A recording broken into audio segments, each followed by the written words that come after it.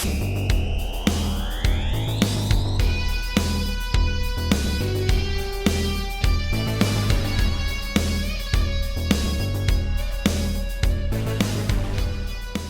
everybody, so by now I figure we've all seen Halloween Ends. And whenever one of these movies comes out, one of the questions that get asked is, where would you rank it in the franchise?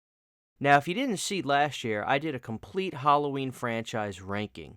And when I was looking over my list, I realized I wouldn't change too much. Of course for this video, we'll recap that list and then decide where Ends goes, but for more details, definitely go back and check out that video. So last year's list looked like this from least to favorite. At number 12 was Halloween Resurrection. At number 11 came Halloween 2018. Number 10 was Rob Zombie's 2007 Halloween. Number 9 was 1989's Halloween 5. Number 8 was 2021's Halloween Kills. Number 7 is 1998's Halloween H2O. When I realized that both cuts of these movies fell right next to each other, they equally came in at number 6 for The Curse of Michael Myers. Number 5, the 80s classic, Halloween 4, The Return of Michael Myers. At number 4, the always controversial, Rob Zombie's Halloween 2. At number 3, the always classic, Halloween 2 from 1981. At number 2, the original 1978, John Carpenter's Halloween. And at number 1, and this will probably never change, one of my all-time favorite horror films, Halloween 3, Season of the Witch. So naturally, before I was going to put this in my ranking, I figured I might as well revisit Halloween Ends before doing so, and I just got done watching it for the second time. Now the question you're probably asking yourself is, well Christian, did you like it less or like it more? Well, after a viewing of it this morning for the second time, I ended up liking it a little bit more. After getting that initial viewing out of the way, I'm able to go back and watch Halloween Ends on a more superficial level, enjoying some of the visual designs of the movie as well as the score, which I didn't really notice as much the first time watching it. The score really reminded me of the old Tyler Bates versions of the theme during the Rob Zombie era. There was a harshness to the Michael Myers theme when he was in the cave that I really appreciated. There's no denying that Halloween Ends took a big swing with its storyline, and while sure, I still have certain gripes and things I would have changed, like Corey Cunningham going all the way and assuming the role of Michael Myers, it was a fun rewatch. This film, for me, reminds me of that weirdness of the old Rob Zombie films, especially Rob Zombie's Halloween 2.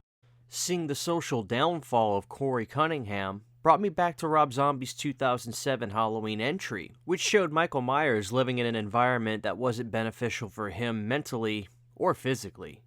There was beatings and verbal assaults, and I saw some correlation between the two characters there, which I thought was pretty cool.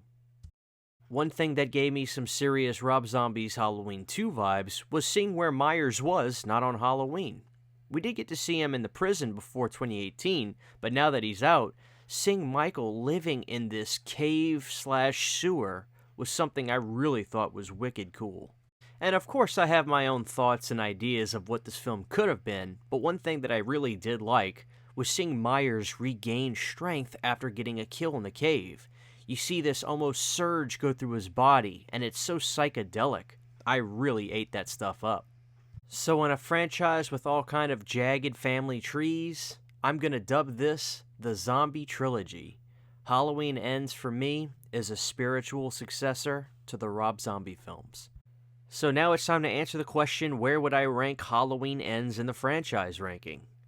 At this moment in time, I feel very comfortable putting Halloween Ends at a fairly respectable spot, number 7. The nostalgia and power of the entries ahead of it, like Halloween 6 and Halloween 4, are still hard to be matched, and certainly time will tell if Halloween Ends goes even higher on my list. But it's definitely my favorite out of the 3 Blumhouse movies, and the dark elements and the big swings that they took with this film are something I can truly appreciate. I get it. Halloween Ends is certainly not for everybody. But for me, I appreciate going in a different direction and trying something new. So now I ask you, where would you rank Halloween Ends in your franchise ranking? Thanks for watching, guys. This is Christian. We'll see you next time. Thank you to all my supporters on Patreon.